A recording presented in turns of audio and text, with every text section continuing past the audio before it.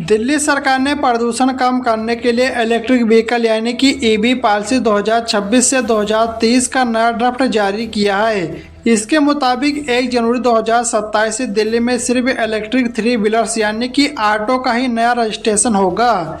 इसके बाद 1 अप्रैल 2028 से टू व्हीलर सेगमेंट में भी सिर्फ इलेक्ट्रिक मॉडल ही रजिस्टर किए जा सकेंगे।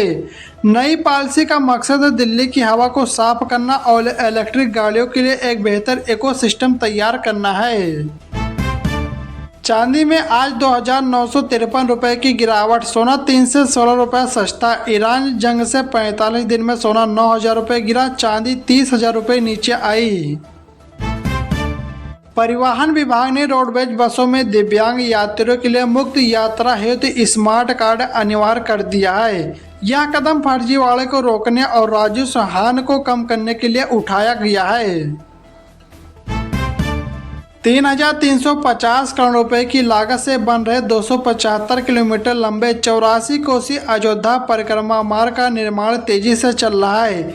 इसमें घाघरा नदी का 5 किलोमीटर लंबा पुल भी शामिल है, जो देवीपाटन मंडल में सबसे लंबा सेतु होगा।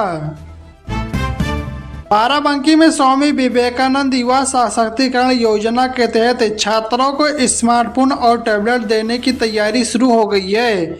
डिग्री कॉलेजों के अंतिम वर्ष में विद्यार्थियों को स्मार्टफोन, जबकि इंजीनियरिंग व तकनीकी संस्थानों के छात्रों को टैबलेट मिलेंगे। गोरखपुर बस स्टेशन का 100 करोड़ रुपए की लागत से ट्रिपल-पी मॉडल पर कार्यकलाप होगा। यह आलमबाग लखनऊ की तर्ज पर आधुनिक टर्मिनल बनेगा, जिसमें शॉपिंग कॉम्प्लेक्स, फूड प्लाजा और ठहरने की व्यवस्था होगी। चलिए दोस्तों, अगली खबर बताने से पहले इस वीडियो को भी लाइक करें, शेयर करें और चैनल को सब्सक्राइब करके बेल आइकन प्रेस कर लीजिए। उत्तर प्रदेश में महिला सुरक्षा और सशक्तिकरण के लिए सेफ मोबिलिटी प्रोग्राम के तहत महिला ई रिक्शा पायलट तैयार किए जा रहे हैं। अयोध्या, गोरखपुर, वाराणसी, कौशाम्बी और झांसी में 1,000 ई रिक्शा महिलाओं को दिए गए, जिससे उनका आर्थिक सशक्तिकरण होगा। एलपीजी की किल्लत के कारण सरकार द्वारा केरोसिन की बिक्री की अनुमति के बाद केरोसिन और डीजल स्टोव की मांग बढ़ गई है। सदर बाजार जैसे बाजारों में 20 साल बाद केरोसिन स्टोव लौटे हैं। ईरान जंग की वजह से भारत में आई गैस की कमी से निपटने के लिए सरकार तेल और गैस कंपनियां अब नए देशों से रसोई गैस यानी कि एलपीजी खरीदने का ऑप्शन तलाश रही है। आईफोन 15 और 16 जैसे पुराने मॉडल्स 5,000 रुपये तक महंगे होंगे। एप्पल ने इंसेंटिव देना बंद किया। रिटेलर्स ग्राहकों से वसूलेंगे कीमत। देश में कंडोम की कीमत 50% तक बढ़ सकती है, क्योंकि अमेरिका ईरान के बीच चल रही जंग के कारण सप्लाई चेन टूट गई है। इससे तेल और गैस के बाद अब कंडोम बनाने में इस्तेमाल होने वाले कच्चे माल की किल्लत हो गई है। घर के पास पीएनजी पाइपलाइन है तो कनेक्शन लेना ही होगा। कंपनी 3 महीने का नोटिस देगी। कनेक्शन नहीं लिया तो एलपीजी सप्लाई बंद होगी। सरकारी तेल कंपनियां अब घरों में इस्तेमाल होने वाले 14.2 किलोग्राम एलपीजी गैस सिलेंडर में 10 किलो गैस भरकर देने की तैयारी कर रही है। इसका मकसद है लिमिटेड स्टॉक को ज़्यादा से ज़्यादा परिवारों तक पहुंचाना। इसके साथ ही सिलेंडर के दाम भी कम किए जा सकते हैं। ओप्पो का 7,000 mAh बैटरी वाला K14 फोन लॉन्च। 50 मेगापिक्सल का कैमरा और 45 वाट फास्ट चार्जिंग मिलेगी। शुरुआती कीमत है 17,999 रुपये। उत्तर प्रदेश के किसानों को अब सिर्फ किसान आईडी से खाद दी जाएगी। यह व्यवस्था 1 जून से लागू करने की तैयारी है। इतना ही नहीं, विभिन्न अनुदान व योजनाओं का लाभ भी किसान आईडी से दिया जाएगा। योगी कैबिनेट ने मुख्यमंत्री ग्राम परिवहन योजना को मंजूरी दी है, जिसके तहत यूपी के 12,200 गांवों तक 28 सीटें बसें पहुंचेंगी। यह बसें टैक्स फ्री होंगी और इनका किराया डीएम कमेटी तय करेगी। पुरानी गाड़ी को एक राज्य से दूसरे राज्य में ट्रांसफर करना आसान होने वाला है। केंद्र सरकार दूसरे राज्य में गाड़ी ट्रांसफर करने के लिए लगने वाला नो ऑब्जेक्शन सर्टिफिकेट यानी कि एनओसी की अनिवार्यता खत्म कर सकती है।